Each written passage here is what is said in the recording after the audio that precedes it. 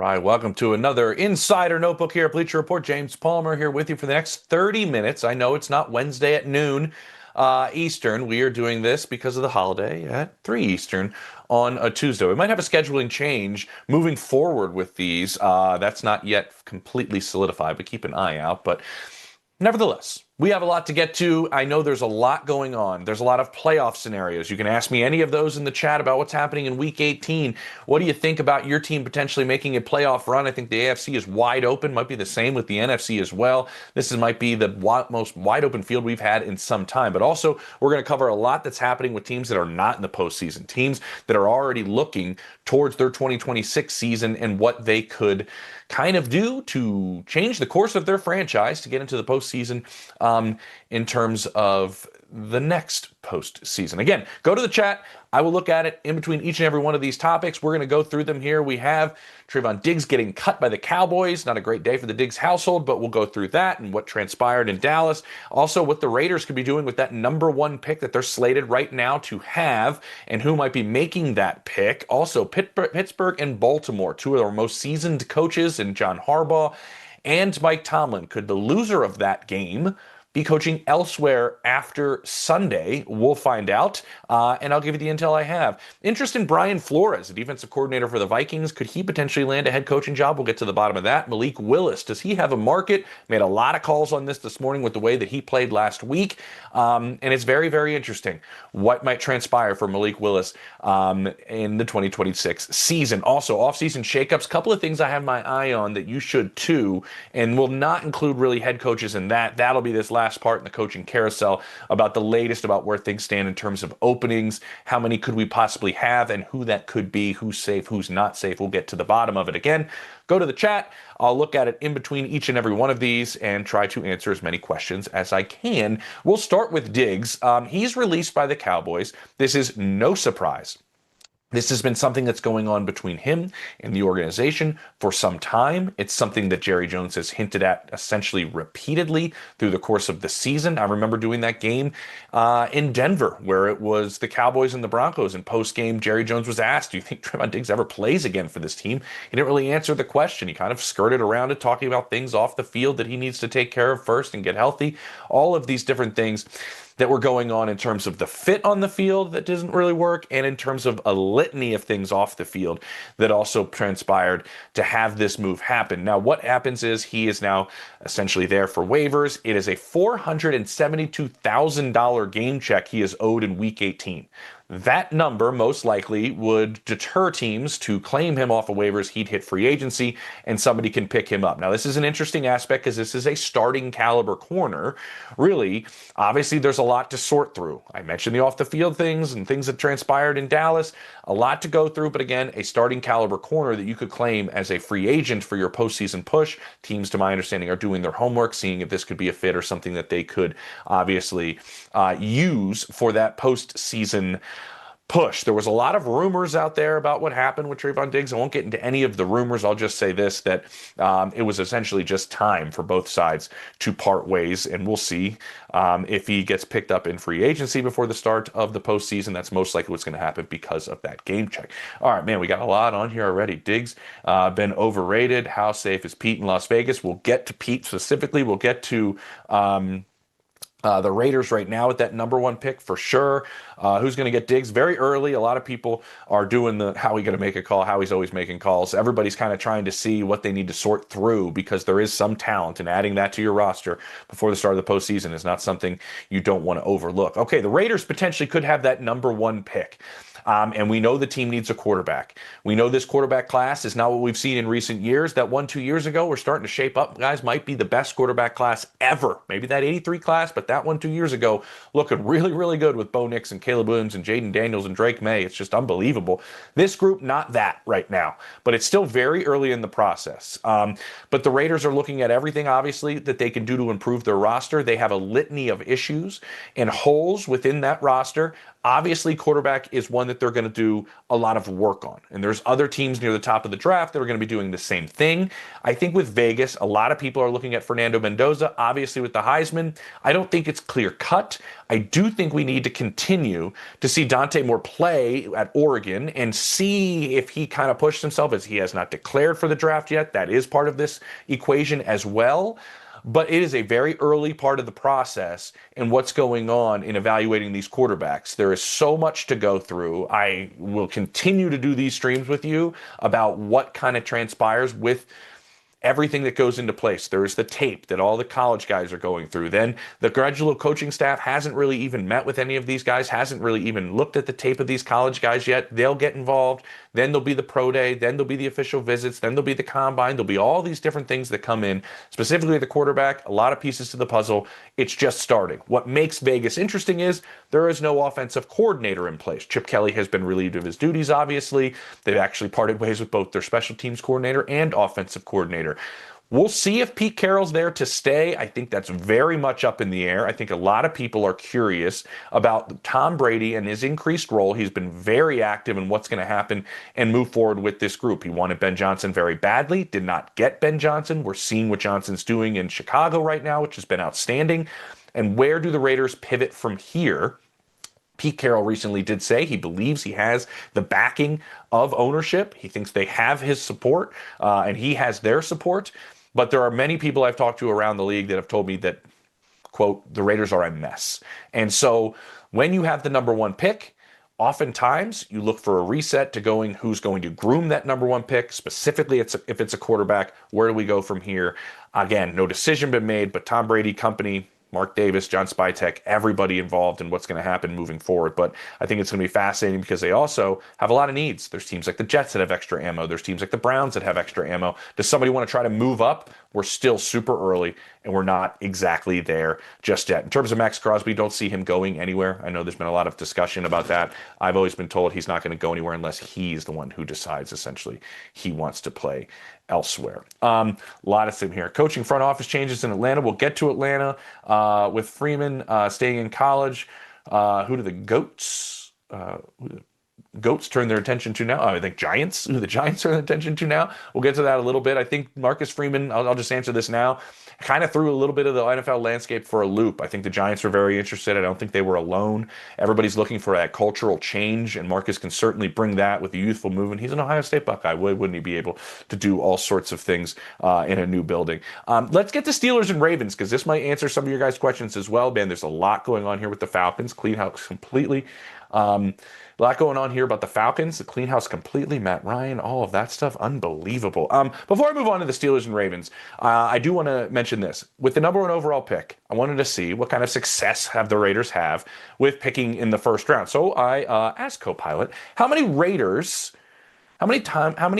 first round draft picks have turned out to be all pros since 2000? According to Copilot, just 3. Can you name them? Nnamdi Asomugha, 2003, Khalil Mack, 2014 was a pick there. He made it twice. And Brock Bowers, who a lot of people consider might be the best tight end in football, a good building block for this next first-round pick to be a part of and could possibly be throwing to. We'll see. With the Steelers and Ravens, this one's interesting because these are two of our most veteran coaches, right? And John Harbaugh, Mike Tomlin.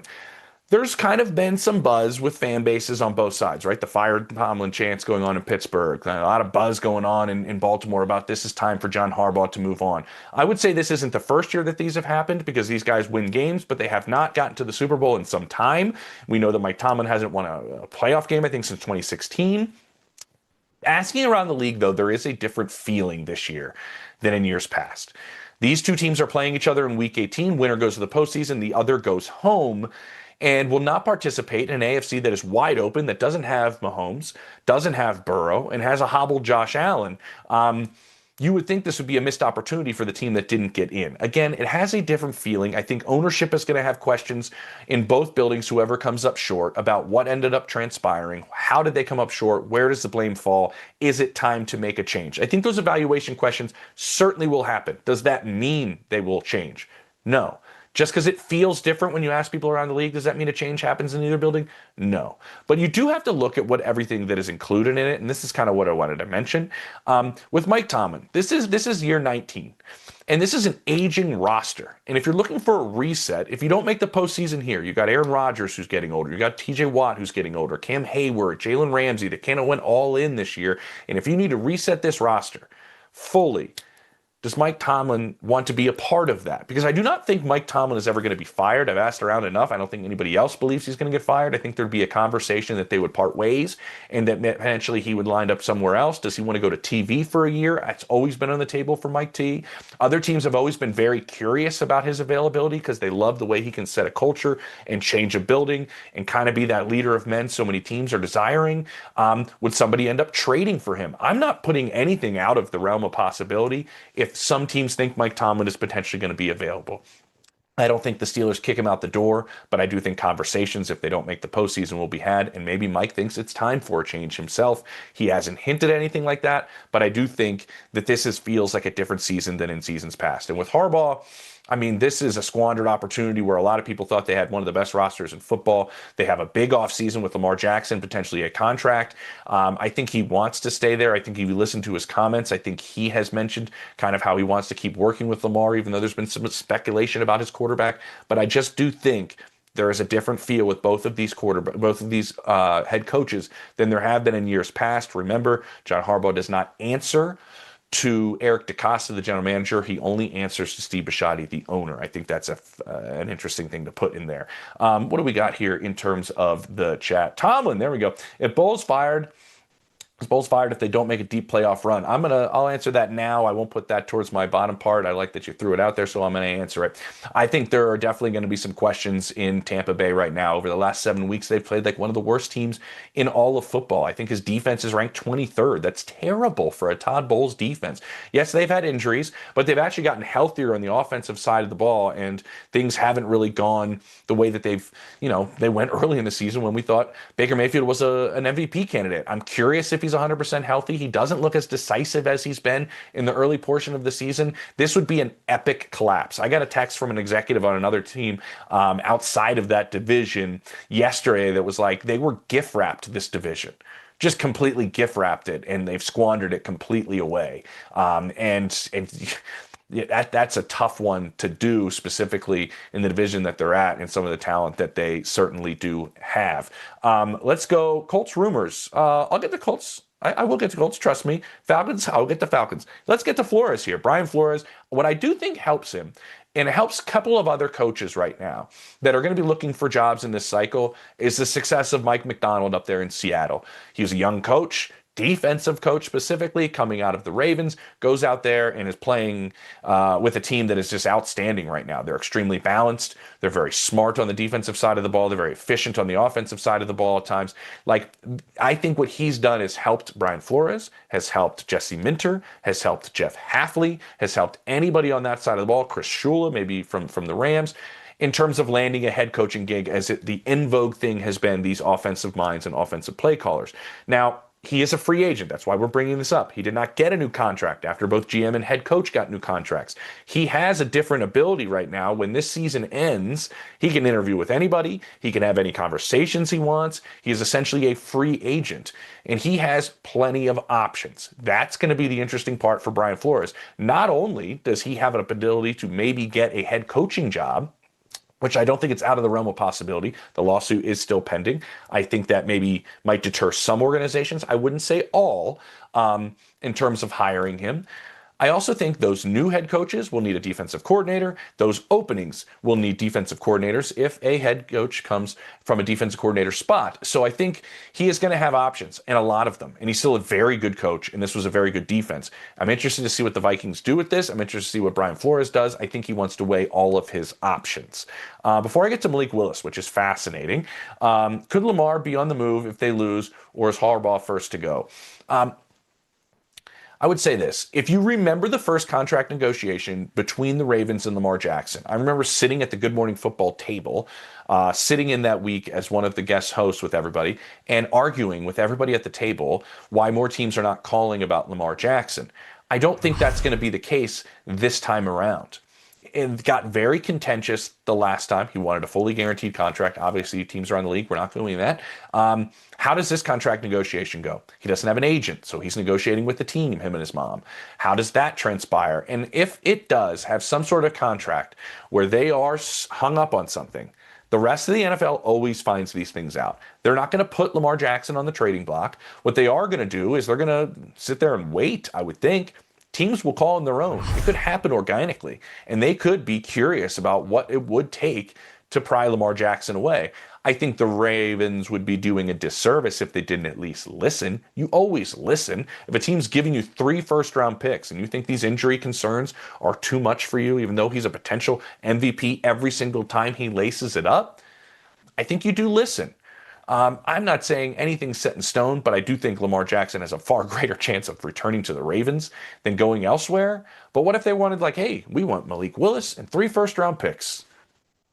See what they do. But I just don't think that happens.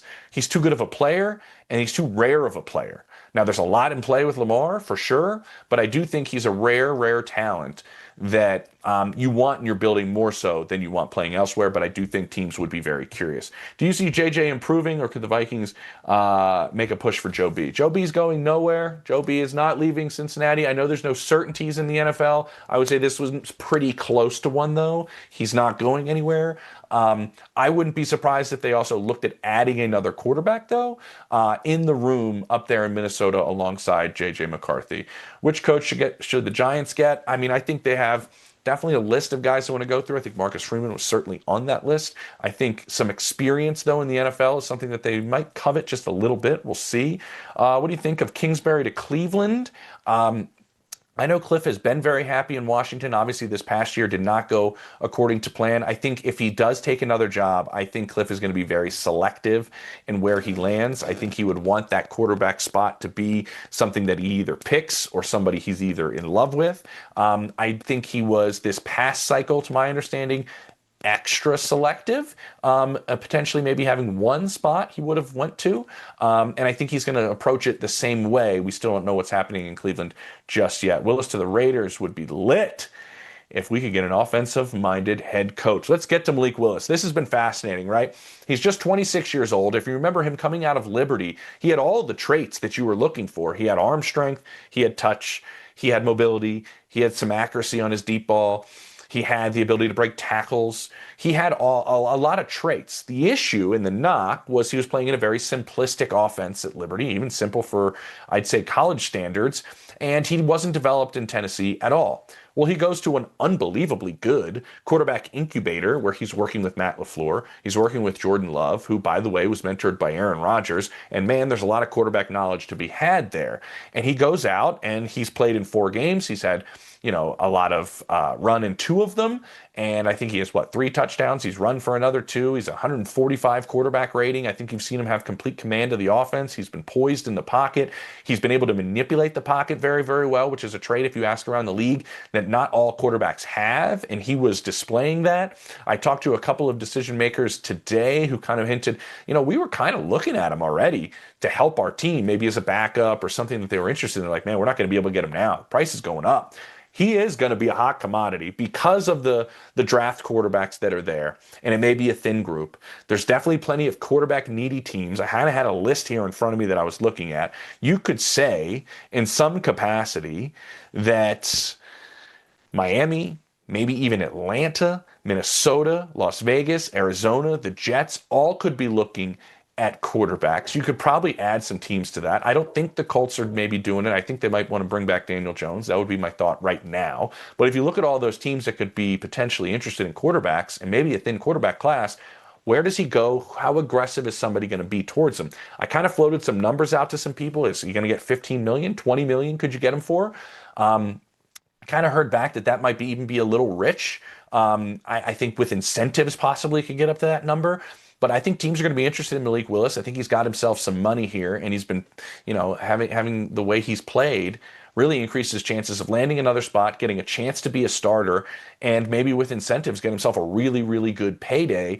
But people really like his game right now. And I think there should be a little credit given to Matt LaFleur as well, because oftentimes when a backup quarterback comes in and plays very well, give the player a lot of credit. Certainly do it.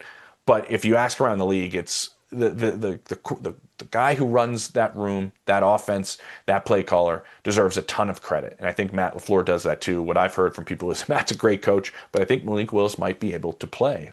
So that's been a really interesting thing to watch, and an interesting thing to watch this offseason. Before I get to some other shakeups, what else do we have here? Do you think the Falcons still clean house even though they have been winning? I think that might change things a little bit. Willis would be a good look in Atlanta. Ooh, running around out there, and I kind of like that. Can the Commanders turn things around with the limited draft picks? I think that's kind of the issue. What happens when you go all in, you have an aging roster. You got to find ways to flip it and get a little bit younger, and find ways to get obviously healthier is a big part of it. I think the Commanders are actually in a difficult spot. What they did is they made a big trade for a left tackle, big trade for a corner. You got limited picks. I think quarterback play can always rise all boats. And if Jaden Daniels is healthy, he certainly has the talent and the ability to do that. I just think there's a lot of holes that they need to figure out how to fix. And the roster is obviously age-wise not exactly where you would like it. Willis to Atlanta's a good idea. Everybody kind of likes my idea of that, huh? Can Sam Darnold be trusted in the playoffs? Woo! I think that's something everybody's curious about. I think that game against the Rams kind of helped everybody go, okay, there's a check that I think Sam can play in a big game and make a big throw in a big moments. But I would say this, and I said this on my show on The Athletic, I trust Caleb Williams more than I trust him right now. Game-winning drive, game on the line. I think you need to see players do it till you start to believe in them. I do think they have a really good play caller. I think they have a well-balanced, good roster with a good head coach, clock management, all those things that end in games they're very good at. But I think we still are looking to see more from Sam. I don't want to say I don't trust him. He's a great fit for the offense, but I feel like we still need to see more from him. How do you feel about the Raiders trading back to get more picks? I wouldn't be opposed to it. If you don't love the quarterbacks, and you don't love one, and you don't think it's a organizational changing player, and all the holes the Raiders have, what's wrong with moving back? Let's use a perfect example of what the Browns did this past year. They traded out of number 2 because they really didn't know what they were going to do with Travis Hunter. And there was a team that was very aggressive towards him in Jacksonville and had a distinct plan about how they wanted to use him. They already thought they had a number 1 corner up there in Cleveland and Ward, and they said, well, we could just use the picks. Well, look at this draft class that they have, and they have added picks to maybe go after a quarterback in 2026, or maybe it's Shador in 2026, but they have one of the best draft classes we saw in this entire 2025 draft. Carson Schwarzenegger has been outstanding. Harold Fannon's been outstanding. Quinshon Judson's been outstanding. I think you've seen a lot of growth from Shador Sanders. I was talking to somebody there this morning who's really like what they've seen. There's been some moments in games where you're just going, wow, this guy can play. And there's other moments where you go, okay, needs to see it a little bit quicker. Not sure if that's going to come along, but if it does, we might have a player. I don't think trading back's terrible if you don't think one of these quarterbacks are a game changer. Raiders pick a QB period, that and O-line for sure. Yep. O-line definitely needs tons and tons of help. That's affecting what you picked at the top of the draft this past year dramatically. Trying to scroll back to see if there's any here. Have you heard of the Falcons are still going to make full changes, Coach GM, even if they win out? Okay, we'll get to them too. Let's get to some of these potential off-season shakeups, and then we'll get to some of the other things that are going on here. I'm keeping an eye on what's happening with the Lions, specifically the offensive coordinator. I don't think Johnny Morton probably comes back after he lost play calling duties. Dan Campbell takes those over. The offense puts up a ton of points, just didn't really feel the same, but they also have a lot of guys that are going to need contracts this year and the next coming year in terms of Campbell and Gibbs and Branch and all these other players. How do they kind of go with their philosophy, which has been draft well and develop? Do you kind of change philosophies to get over that hump? I'm kind of curious to see what happens in Detroit this offseason. Also, Robert Saleh is going to be a hot name, I think. A lot of teams are going to be interested in interviewing him. Does San Francisco have to get another defensive coordinator after Saleh's done a very good job with limited resources in the injuries on that side of the ball? Todd Bowles, we already kind of covered him. So that was another one I was keeping an eye on because this has been an epic collapse of where they're at right now. Tua's future. Also something we're keeping an eye on. It looks more likely that they might keep Mike and Tua might be on the move. I'll get to Mike McDaniel in just a second. And then Kyler Murray's future.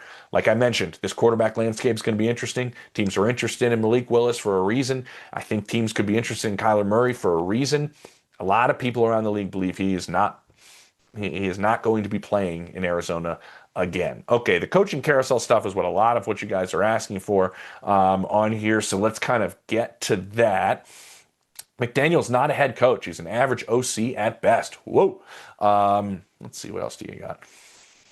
Went through that. Willis to the Raiders would be kind of cool. People seem to like this Malik Willis stuff, huh? Like in Atlanta, like in Vegas, kind of interesting ones. All right. Let's get do the Jets fire Aaron Glenn? Let's start him at the top. It's been an awful season. It's been really really bad in New York, but I don't think Aaron Glenn's getting fired after 1 year. I really don't. I don't think Darren Mucci's getting fired as well.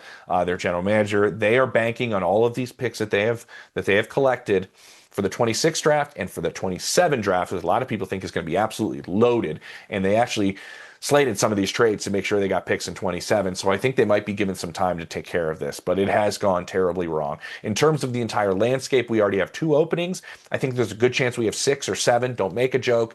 It's played out. Maybe 7 openings. We had 7 last year. We've had at least 5 every year since 2014. So that kind of gives you a basis of where it's at. A lot of evaluations. It's not just Black Monday anymore. Things kind of happen later sometimes. I won't think everything's going to happen that Monday coming up next week. So I mentioned Eric Glenn. I think he's safe. A lot of people have mentioned Zach Taylor. Obviously, it's a very coveted job. If it became open with Joe Burrow, everybody would jump at it to be a candidate for that job. I do think he's safe. He's got 2 years left on his contract. We know the way this organization thinks about things financially. I asked a source about it yesterday, and they're like, if you know how they do business, you should know that Zach Taylor's most likely staying there. They're not going to pay a coaching staff for 2 years. They just don't really do it. And his side of the ball has actually been fine. I think we keep a note on what happens on the defensive side with Al Golden. Do they have another defensive coordinator? I think Trey Hendrickson might have played his last down there in Cincinnati. I doubt he's back in 2026. They might just let him fully test free agency. That would be a guess right now, but I think that's a pretty educated guess. Kevin Stefanski, this one's undetermined right now. I talked to somebody this morning who said, there's plenty of people that think he's done. There's plenty of people here who think he's going to stay. And so I think this is a really, really good coach. When I ask and have conversations with coaches that are potentially candidates in this cycle, they're all curious how many openings there's going to be. They all want to know if Kevin's going to have a job or not. Why? Because if Kevin Stefanski becomes available, a lot of these coaches I talk to that are potential candidates are going, he's going to get one of the jobs. He's not a good coach. He's a very, very good coach in the eyes of most of the people around the NFL.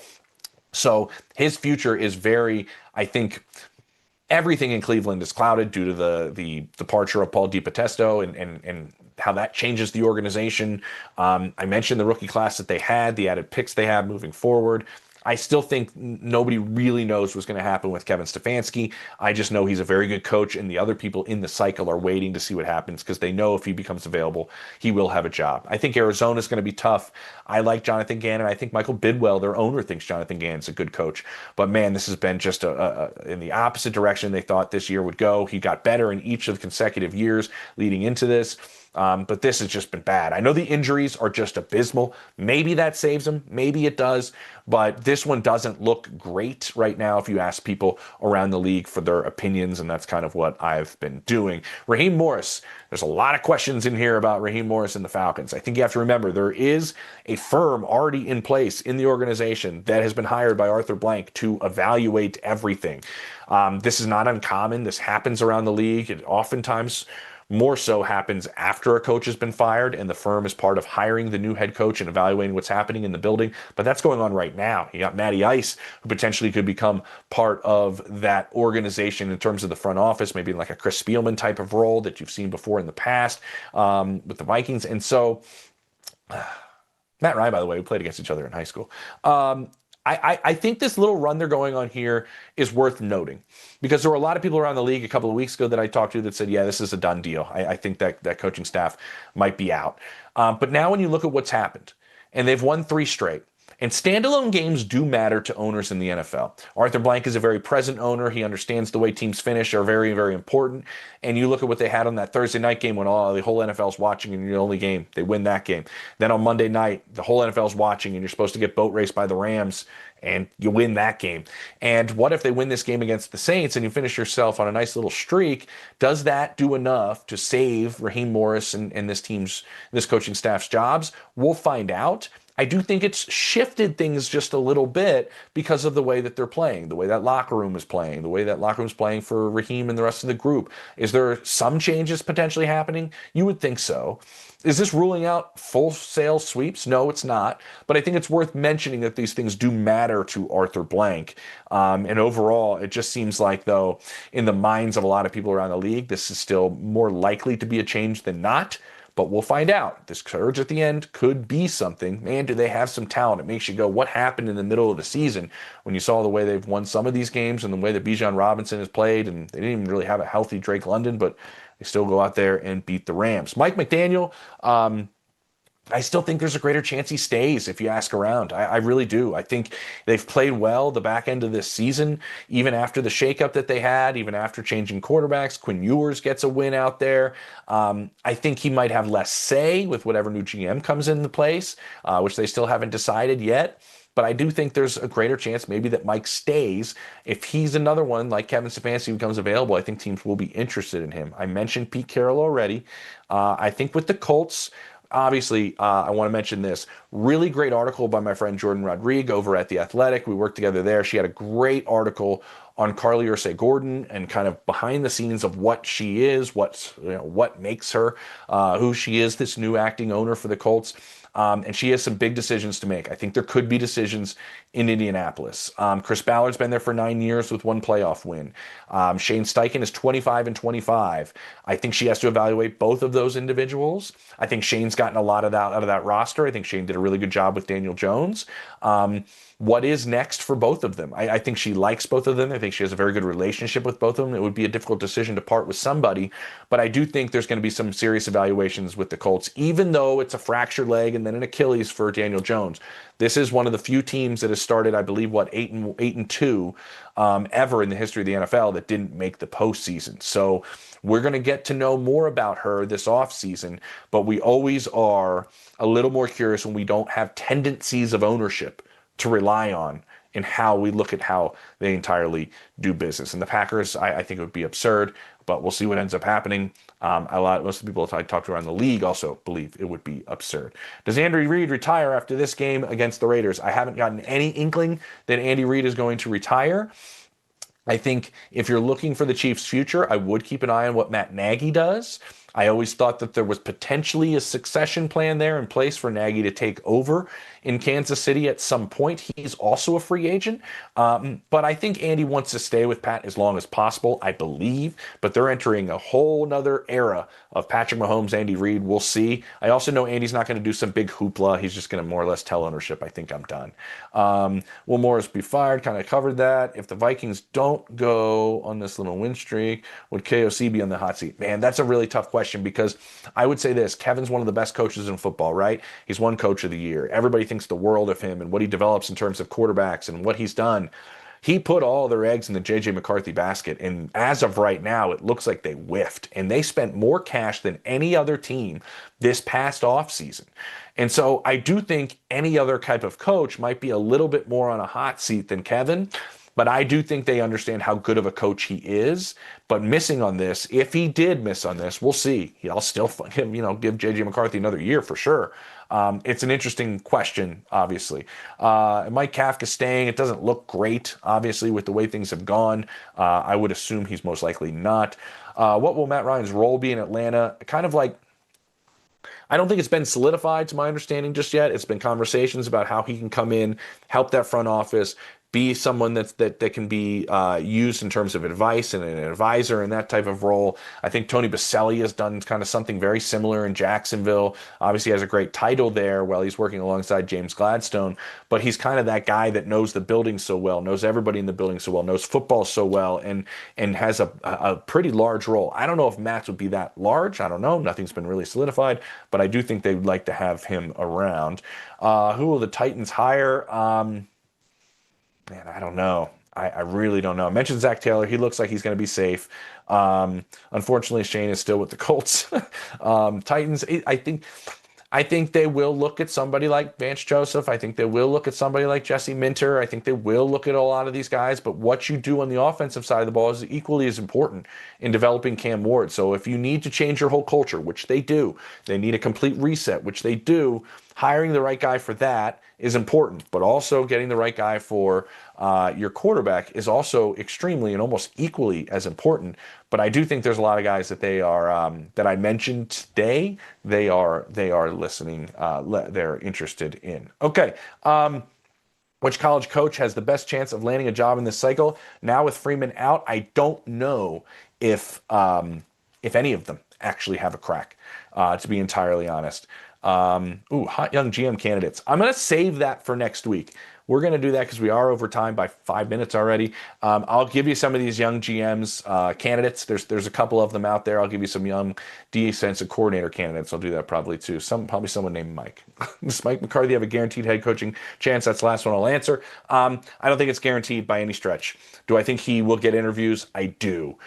Is he exactly what everybody's looking for fit-wise? I don't think it's across the board, but I do think he will definitely get some looks. I don't think he's guaranteed a job. I don't think anybody is a Ben Johnson or a Mike Vrabel in the cycle where they're guaranteed a job, unless certain people come available. All right, everybody, take it easy. Enjoy your Week 18. I'll be back next week. I'm going to keep an eye on that young GM candidates because I don't know how many openings there'll be, but we'll see. One needs to be filled in Miami for sure. Take it easy, everybody.